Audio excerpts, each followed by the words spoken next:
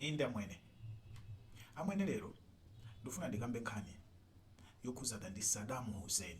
Inde mudamvapo za Saddam amene munabadwa ma 2000. Saddam Hussein adali president wa dziko la Iraq, ku Iraq, ndipo mkulu ameneyi adaphedwa pomangirira kumunyonga mchaka cha 2006.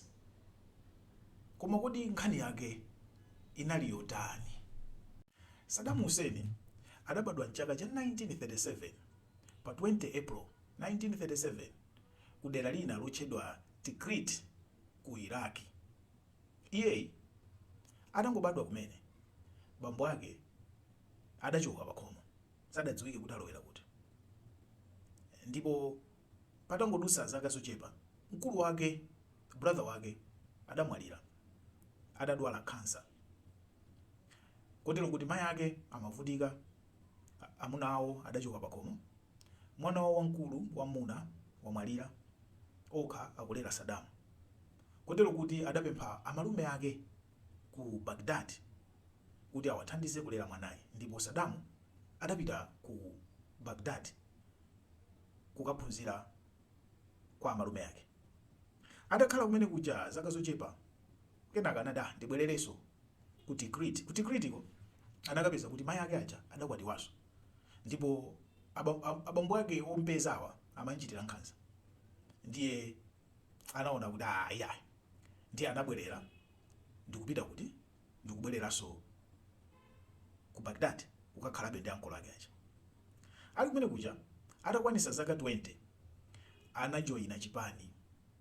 Anajoyina chipani chimene chichi chimachedwa kuti Baath. Pa Arabic I think amati Baath ka Baath. Chipani chimene anajoyina iye ali ndi zaka 20. Chipani chimenechi chinamsangalatsa kwambiri chifukwa chidali ndi mfundo zonena kuti ma Arabs onse agwirizane, apange dziko, apange akhale amphamvu. Inali ngati kuti pani Arabic chipani ndiye adajoyina nawo chimene chicha. Ndipo ali mu chipani chicha 1959 iye adatengana ndi kagulu kena ndikupanga attempt yofuna kupha president wa Iraq. Ali wachichepere adapanga nawo attempt yoti aphe president wa Iraq, ndipo driver wa president adaphedwa, president adaomberedwa koma sadafe. Kagulu koseka kamene kadapanga ku attempt kadagwidwa, ndipo Saddam adaomberedwa mwendo, koma nayenso adavulala nkuthawa. Anzake nonse adagwidwa ndipo adaphedwa, koma Saddam adathawira ku Syria. Adatuluka mu Iraq muja kuthawira ku Syria. Adakhala ku Syria kuja kothawa chepa anachokakonso ndikuthawira ndikupita ukabisala ku Egypt. Ndiye wapita ku Egypt kumene kuja adapita kukayamba school. Anakapanga law ndikuyamba kuphunzira za malamulo, law, kuti akhale lawyer. Saddam ndipo ali ku Egypt kuja anali adakalibe chipani chija chidali chilipo, party chija chidali chilipo. Ndiye iye ali ku Israel, ali ku Egypt kuja amakhalabe ali involved ndi chipani chija, kumalemba ngati mene timalembera pa internet, koma nthawi imene kudalibe internet ya koma masapota chipani chake chicha. Ndipo mu chaka cha 1963 President Qasim adalandidwa boma. Kunachitika revolution yomwe imachedwa the Ramadan Revolution. Revolution imene inali yamtendere, sukuti kunaphedwa, it was bloodless. Bloodless revolution.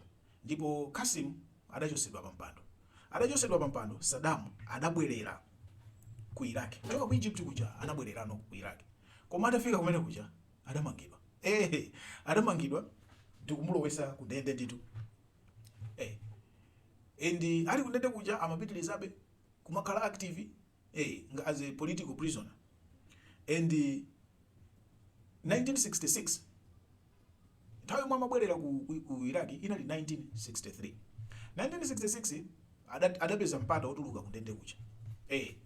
Ndipo adatuluka ku ndende kuja kunapezekanso kuti iye uja wasandukano deputy minister. Ndiye 1966 yo wasanduka deputy minister Patangopita zaka ziwiri kunachitika coup yomwe idachosaso president 1968, idachosa president wa 1968. Ndiyeno kunabwerano chipani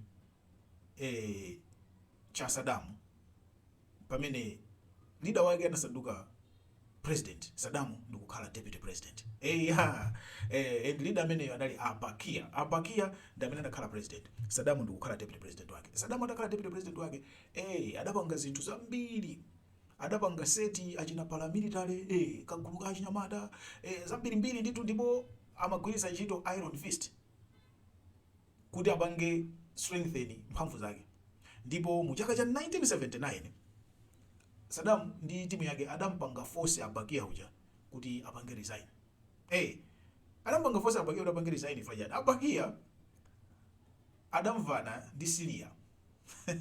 Adamvana ndi Syria ndiye amafuna Syria ndi Iraq zipange gwirizano zisanduke dziko limodzi. Okay? And Saddam adaona zimene zizwa uya akangogwirizana ndi Syria kupanga ineyo chance yozakhalaso pa mpando ndikhala ndilibe. Ndiye sanagwirizane nazo. So anapanga force president kuti apange resign. President adapanga resign. Ndipo 1979 Saddam adasanduka kukhala president wa Iraq. Walitenga dziko licha. Mwaimva nkhani yake imene wachokera kucha. So pano wasanduka ndani president wa Iraq.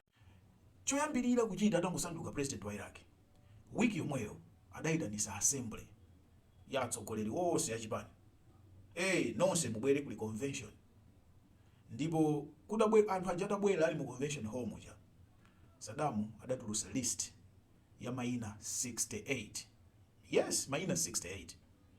Ndipo list ya maina 68 imeneyi idawerengedwa, maina aja ndikumatchulidwa honorable wakuti aliyense nkuyima. Saddam anapanga order asilikali kuti agwire anthu amenewa awamange. Ndipo anthu osewa anapangidwa charge ndi treason, kuwukira. Ndipo mwa anthu 68 wa 20 ananyongedwa, pedwa. Ndipo pamene Iraq inadziwa zoti kwabwera mtsogoleri wina, Saddam ameneyo. Sopano pamenepo wapanga strengthen mphamvu zake. Koma 1979 neighbor wa Saddam wa Iraq ndi Iran. Ndiye ku Iran kuja kunalinso revolution tidayika mbapo. Ayatollah Khamenei anali akubwerera kuchoka ku exile, kudachitika revolution kuti akukatenga mphamvu. Ndiye Ayatollah ndi Khamenei amene abwera ku Iran adali Mashia. Adali wa Mashia. Saddam adali Sunni. Ndiye adaona revolution ya ku Iraq ija kuti uyu ya ku Iran ija akubwera uyu Mashia amenewa ndiye kuti abweraso apangaso influence dziko manga muno Mashia kuzandilanda chani mphamvu. Ndiyeno anabweretsa invasion, tiyeni tikamenye nkhondo ndi Iran, tikaitibule Saddam amene. Mudikire part 2.